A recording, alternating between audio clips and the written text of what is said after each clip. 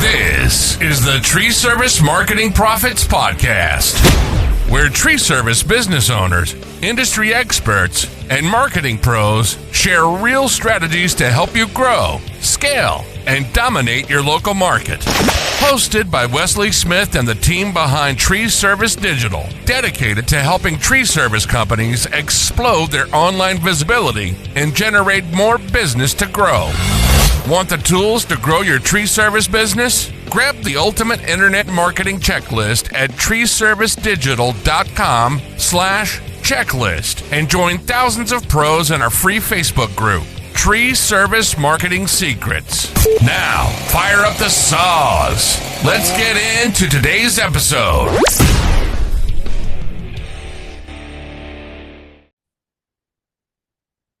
Welcome to another episode of Tree Service Marketing Profits Podcast. I'm your host, Wesley Smith with treeservicedigital.com. Today, we are speaking with David Mitchell, managing partner of Haas Tree Advisors, and we're going to go through what they do for the tree care industry.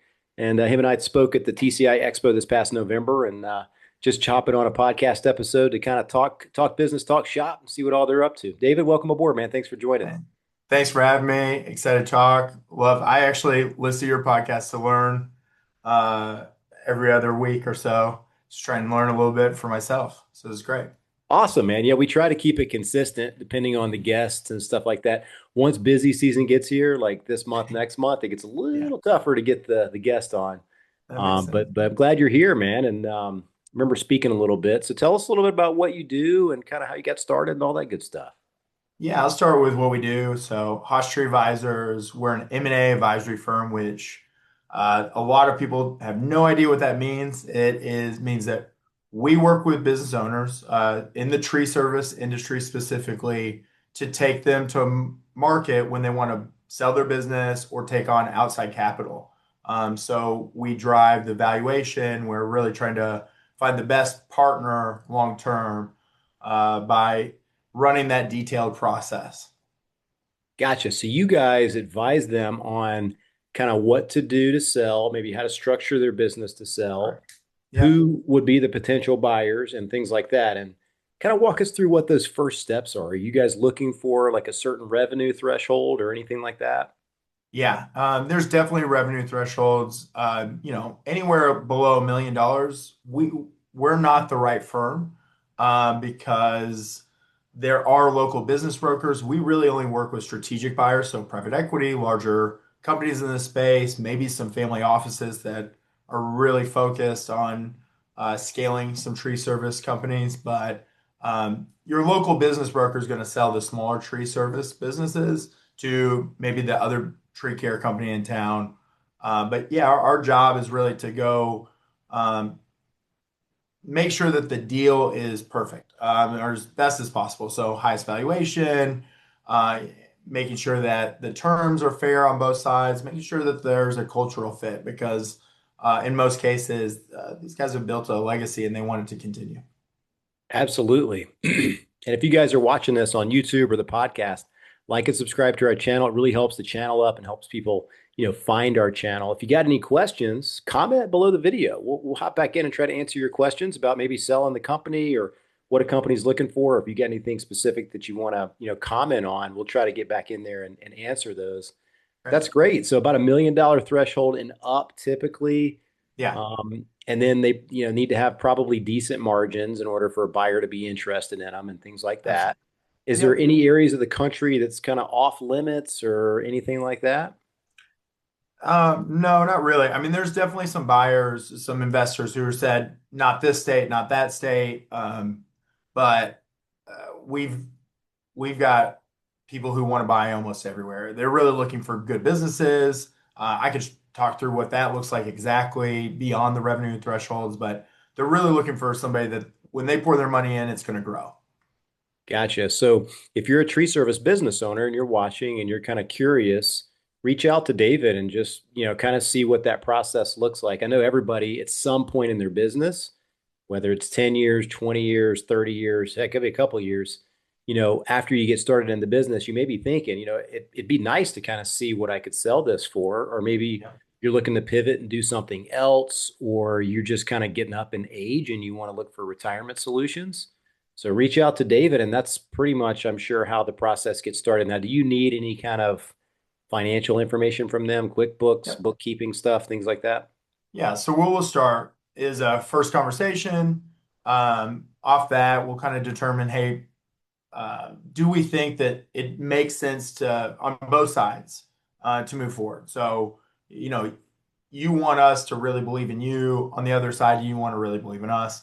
Once we get to that next step, we take financial information, so uh, P&L statements, balance statements, taxes. We're going to start to deep dive. We'll put together a valuation, and that's usually where somebody says, "Hey, this valuation is exactly what I was looking for. This is what I want to do." We talk through the marketing, how we take that company to market, really structure that out, and then that's kind of the decision point is it now or later? And sometimes we have that conversation. Somebody says, "Hey, I probably need to get it to another 500,000, $1 million before I feel good taking this off." So we'll give them kind of a game plan. Honestly, we're sending them back your way. More often than not, it's top line revenue is probably the first driver, but maybe it's putting us second in command there, or it's adding that PhD program. It could be a number of different things that they need to do to get to a place where they're sellable. Gotcha. And so team structure and office structure, that's important too. I know you guys probably don't have a lot of buyers that would want to buy a business where the owner's doing most everything still. No. Probably need to have a nice team, a good crew, office Yeah. staff, just a Yeah. nice, well-oiled machine type thing, right? Yeah, I would say anybody who's buying at that level, they're not looking to buy a bunch of chainsaws and bucket trucks.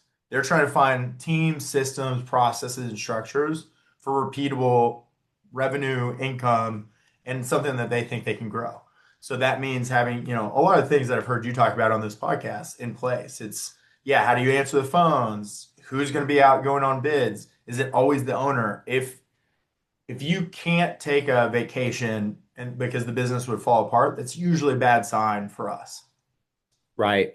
Yeah, no, that makes a lot of sense too. And I think as you're growing and scaling your tree service business, this is over a number of years. This isn't something you have to do right away. But if you started your business, you're starting to get some traction, make sure we always recommend get a CRM for your business so you can put all of your customers in that database because that really is kind of a snapshot as to like how many customers you have, how many jobs you guys do on a weekly, monthly, quarterly, yearly basis. How are you going to contact these people for repeat appointments, repeat business? Yeah. Other than that, it's just, seeing like if you don't have that, I'm assuming like you can't really tell, is there any repeat business, any referral business? I mean, you have a Yeah. phone number and then you have like a website and that's going to be about it. But the CRM really gives you guys that inner looking of the business, right? Absolutely. Yeah, that's such a great point, and you nailed it. Um, you don't have to have a CRM to go sell your business, but I think that when we see a CRM is in place, it signals to us systems. It signals to us, hey, there's some modernization. It signals, hey, there's some organization. There was some bandwidth to put it in place, and those are good signs as we're thinking, hey, how are we going to take it to market? Perfect. Yeah, we've got a couple of different suggestions. I mean, if you just need a minimum viable product, I think Jobber is a great option for you. And it Yep. works with a lot of the different trades. And then specifically in the tree care industry, you've got the single ops, the Arbor Gold, Arbo Star, and different Yep. ones like that, in this industry. But it just depends on kind of what bells and whistles you need, I think. But it's just very important to start building that database from day Have one, something. because if you go a year, 2 years, 3 years without it, you think about it, that could be a couple of thousand contacts that just aren't able to be marketed to, unless they call in again. Yeah. And the issue with that is that there's a lot of noise out there. People are advertising, so they may forget who it was. Man, that tree company did a great job for us a couple of years ago, but I cannot remember for the life of me the name of No. them, guy's number. Gosh, I wish I had their number. But if they're getting your email newsletter once a month, text marketing once a quarter, they're going to see you and they're going to remember who to call. So just super important. I want to make sure I always Well, put that point I out there. would I would imagine I'll ask this to you. For your business, like when they have that in place already, you're probably able to do more. Is that safe assumption? Oh my gosh, yes, it's so much more. Here's an example.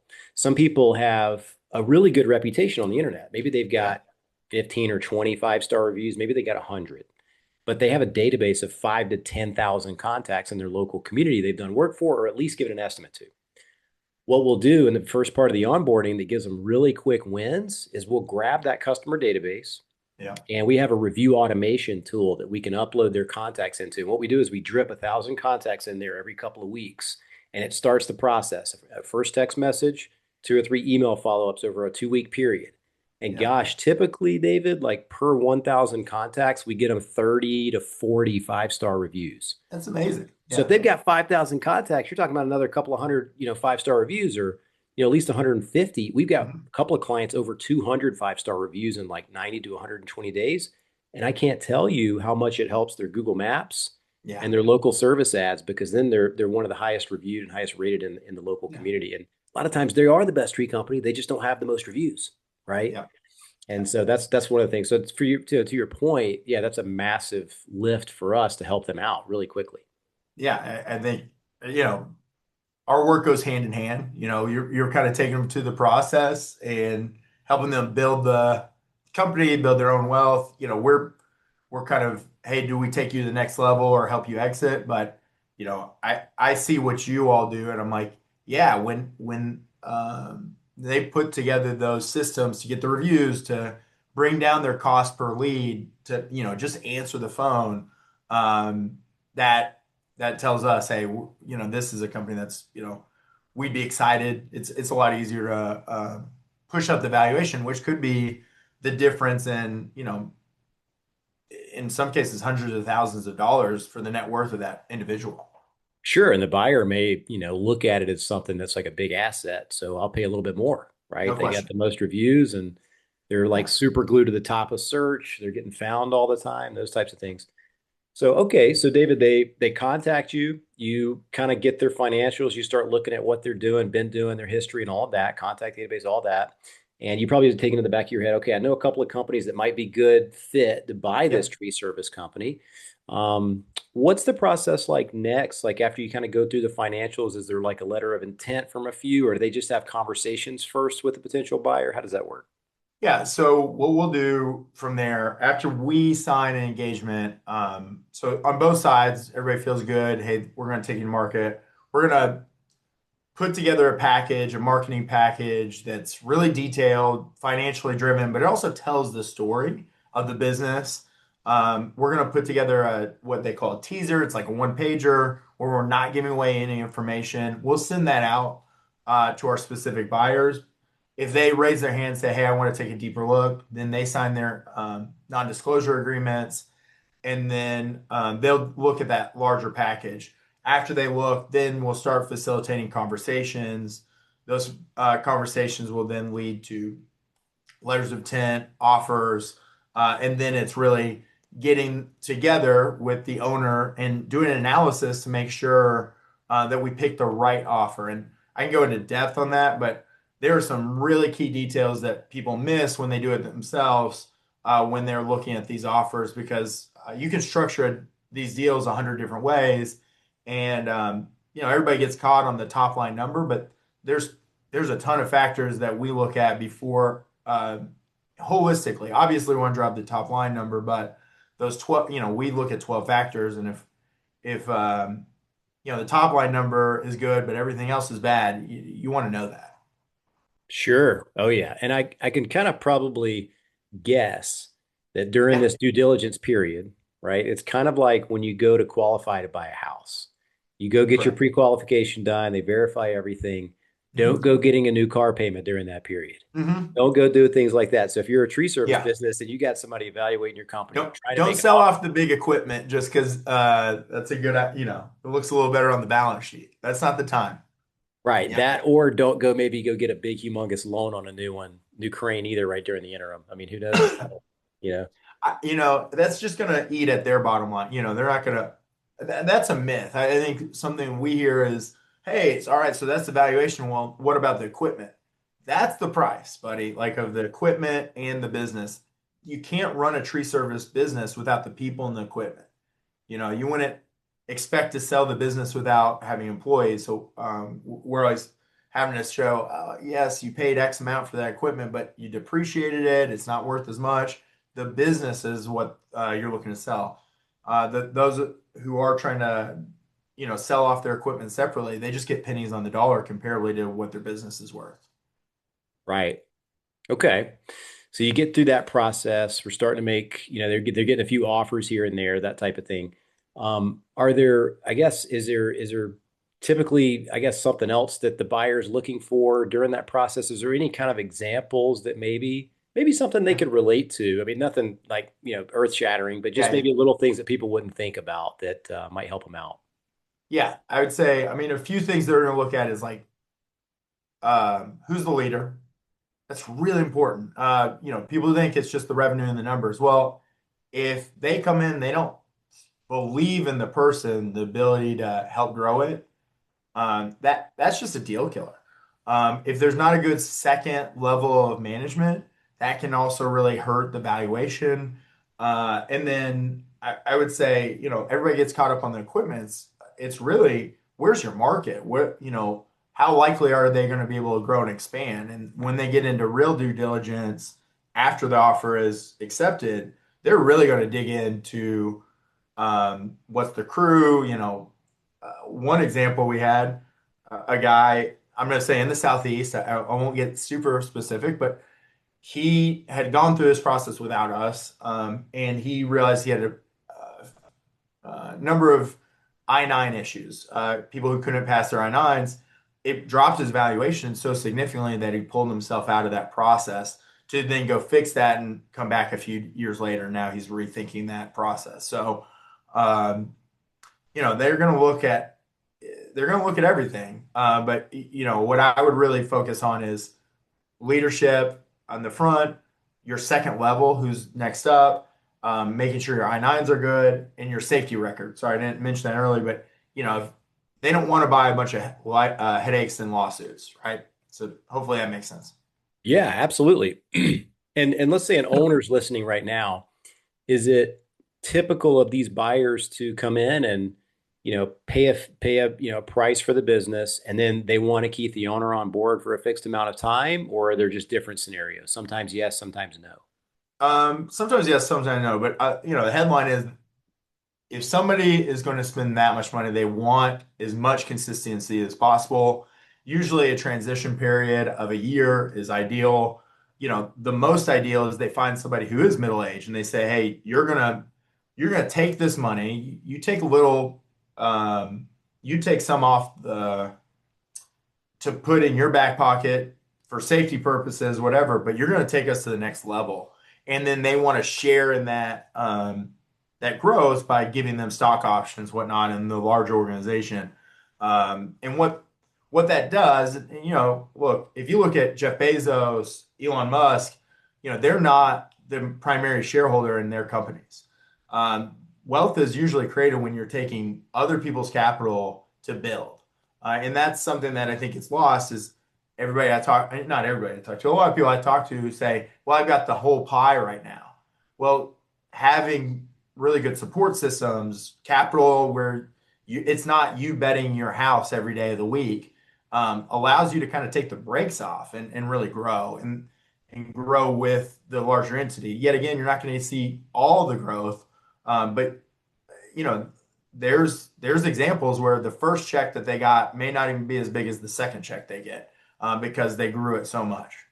Right. They got the capital infusion. They had a team behind it. They kind of had a strategy at that point to either double or, grow the business more where there's a bigger upside on the next Yeah. round when you sell it again. Yeah. So the young, Yeah. we talk to guys who are middle age. We talk to guys who are younger. You got a guy that we're talking to. He's probably a year or two out. That's 27.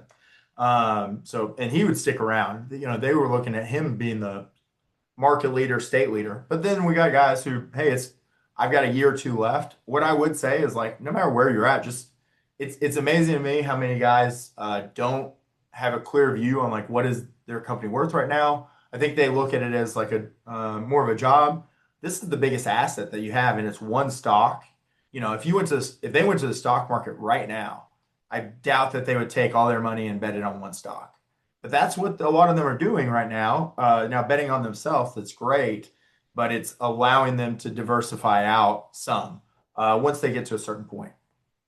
Well, that was one of the questions I was going to ask too. You touched on it a minute ago. Some the age range of people that normally reach out and need help with this, or some of the, but maybe there's some statistics on people that are selling their tree service company. Maybe there's like a landscape whole niche landscape tree Yeah. service. Like, is it typically people like that are getting into those retirement years? Or I guess it's just all over the gamut, like you mentioned. Yeah, I mean, a good thing about private equity is it gives everybody an exit, right? So they have an off ramp. There's the large tree service companies too, that the big national players, Davy Bartlett, that are also reaching out, but they're reaching out to anybody they think of is at scale, at size. So we are connecting with some younger, but I would say sadly, more often than not, I get somebody I'm talking to who is at the end of their career and they haven't done the planning to really be able to exit. So that's why I say, like, even if you're 40, 45, start thinking, hey, what would this look like? Because what you don't want to do, yet again, is sell those assets, those physical assets at pennies on the dollar down the road. Because yet again, a lot of these guys, it is their retirement down the road. So knowing, hey, what could it look like if I sold next year, 10 years, 20 years from now? What's my game plan? Or if they're going to pass on to their kid, like, you want to know what they're getting too. Sure. Yeah, yeah. I mean, that's interesting too. I read a statistic. This has been a couple of years ago, but it said something like most of the mechanical trades, about probably 70% of those mechanical trades, but plumbing, heating, and air conditioning, electrical, et Yeah. cetera, are owned by baby boomers who are going to be retiring over the next 10 years. This was Yeah. mechanical. I'm not sure if it carries over to tree service and landscaping, but I think it does. Yeah. if it does, yeah, if it does, you think about that, like where, like who's going to own all these businesses? So they have to have an exit plan, either like you said, succession plan to an heir, like the son, daughter, whatever, or think about selling, take some chips off the table, right? Because otherwise, you built this thing, you want to capitalize on it at some point, I would imagine. Absolutely. Yeah. And I think, you know, I get called in every once in a while where somebody's looking to sell. And, we had this 2 weeks ago, somebody in the Northeast, he bought his business from a baby boomer, but did not, I would say, do the projections right of what he would need to grow the business to be able to sustain it. And now he's looking at either I keep growing it with no salary, which he's basically been doing for 3 years, um, sell it off for parts, or just go bankrupt. It's really sad. And like the worst case scenario is when that's your kid, right? Like you want to find a really good number that you're both, because especially if you're planning on this for retirement, making sure that you um, have a good pass off number that's fair, that can the business can support. And honestly, we have guys. We're in conversation with somebody right now. The son is in the business working, and he just can't afford what the business is worth. And I don't think he'll be able to sustain the cash flow to grow it enough to be able to pay the dad off. So they're having to look outside. You get it's a blessing and a curse, but I mean, this guy's talking about generational wealth that he'll be able to sell off. Um, eh, but he just can't give it to his son, even with payments, because this son would just have to grow it so much to be able to support that. Right. And not be able to support himself for quite a long Yeah. time too, and Yeah. that's Last thing you important want is too. to come back, right? Like you're Yeah. Yeah. retired and you're back in 2 years and you're mad at your son and everything didn't happen right. And that's why, even though the succession plan of, hey, we're going to give it to the next generation, it can be very good, it can be very beneficial, but once you get in the several $1 million range, that gets harder and harder to do. Right. So there's 1,000 different scenarios. So the moral of the Yeah. story is give David a call if you want to walk through your options. You're not sure kind of what's going to happen with like you retiring or passing it on to your, kids or whatnot, or whoever, maybe something different that you're passing it on to. So there's so many scenarios there. So I want to be respectful of your time, David, too. So to Absolutely. recap, needs to be roughly a $1 million tree service company and up is kind of the, kind of a minimum type thing. Yeah. They need to have usually doesn't necessarily have to have a CRM, but it's also a good thing because you can kind of take a look at their customer database and all that. Good financials in check. So make sure you got a good bookkeeper, accounting firm, really kind of cleaning that stuff up every year. Absolutely. A crew, kind of a first in command, like leadership and different things like that. So the buyer knows they're not buying another job; they're buying a business that's moving and can get revenue going without the owner involved. Anything I missed there? I think this is the big thing. Reputation management, to your point, very helpful, safety record. But ultimately, I think really knowing that you build something great, you want to find the next partner that's going to value it the same way, and that they're going to take care of your crew. Because a lot of guys that we talk to, they don't want to just hand it off. They want to hand it off to somebody who's going to respect the fact they built something special with a group of people that sacrificed a lot with them. Yeah, that's always an important topic. We speak to a lot of people too about that. It's like we want to make sure that our crew, these guys been with us for years and years, and because I've talked to a few guys that have looked at selling or have sold, and that was one of their big sticking points to the buyer was like, hey, we want to make sure we take care of our people. Absolutely. We've been doing everything we can to take care of them and their families for years and years. We don't want just to come in and battle axe everybody and hire Absolutely. new. So that's a good point there too. Yeah, Awesome, man. it comes up in almost every conversation, and I'm glad. Like that's what a good industry that we get to work in is that they actually care about the people that work with them and work for them. So that's part of why we like being in this business. Yeah, and that's a good culture business that you're buying. Is there also, I would assume too, like, do they usually keep the small tree company's business name, or is it kind of roll up into a different entity afterwards? Depends. The treatment depends on a couple things. One is just the philosophy over firm. Two is how big are you? If you're small and you get lumped into the bigger, let's say you're in Atlanta, where you're at, right? Yeah, just north of it. Yeah. If you're in Atlanta and they've already bought a bigger firm, they might lump you into that bigger firm that's local. But some they're going to call it the name of the larger company. But in a lot of cases, they'll keep the name and they'll say, John Smith's Tree Company X, by X, and it's part of their bigger portfolio. So it just that one depends, but they do. I think more often than not, we see they would like to keep the name. Yeah, people know, like, and trust the company, and it may have had like you said, like the owner's name, so it was really specific. People remembered that. But yeah, as long as the company's moving in the right direction, and if they want to roll it up into a bigger company name, and they still can keep it moving, I'm sure they will. Or it's just there's probably so many scenarios as to why they do that or don't do that. Yeah, absolutely. Important stuff there too. Any other like parting words or last things maybe that people should look out for, or maybe start preparing if they want to give you a call or something? Yeah, I'd say, the biggest myth that I hear is, hey, I got a great offer. I got a call on a great offer. And I'm always like, slow down. Take it, you would probably never sell your house like that. Take it to market, find the best fit. Everybody's nice in this industry. You want to make sure that the terms fit for you. That's why you want to run a controlled process where you can move along several interested parties at the same time. Then you can make a comparison and see, an investor that's outside, all of that could look good at surface, but once you dig in, you're going to find the one that maybe is the best fit. So, we do hear that a lot. Hey, I got a great offer. I really like that guy. Of course you like them. They're calling to buy your business. They want you to like them. Our job is to help you find the right fit long term. Awesome. Well, we will put David's contact information in the description and in the show notes of the podcast. If you want to reach out to him via email or call their office, welcome to do that. So David Mitchell with Haas Tree Advisors. Great information, man. Appreciate you being on today. Thanks. If I catch anybody who's not quite ready, I'm sending them back to you. Okay? That sounds good. We're always ready to take care of people. All right. So till the next episode, we will see you on the next one. Thanks so much. Thanks. Thanks for listening to the Tree Service Marketing Profits Podcast. If you're serious about growing your tree service business, visit treeservicedigital.com to learn how Tree Service Digital helps companies just like yours dominate online and explode their business. Don't forget to download the ultimate internet marketing checklist at treeservicedigital.com/checklist and join the community inside the Tree Service Marketing Secrets Facebook group. Until next time, keep climbing, keep cutting, and keep growing your profits.